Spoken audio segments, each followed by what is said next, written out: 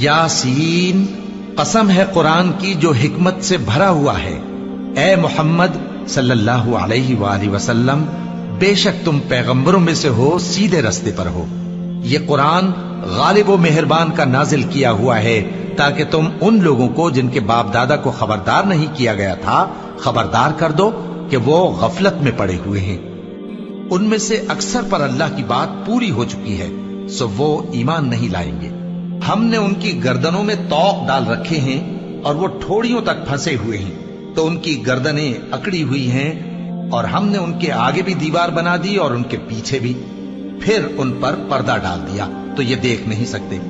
और तुम इनको खबरदार करो या ना करो, इनके लिए बराबर है, ये ईमान नहीं लाएंगे। तुम तो सिर्फ उस शख्स को खबरदार कर सकते हो जो इस नसीहत यानी कुरान की पैरवी करे और रहमान से गायबाना डरे, सो उसको मगफिरत और बड़े सवाब की बिशारत सुना दो।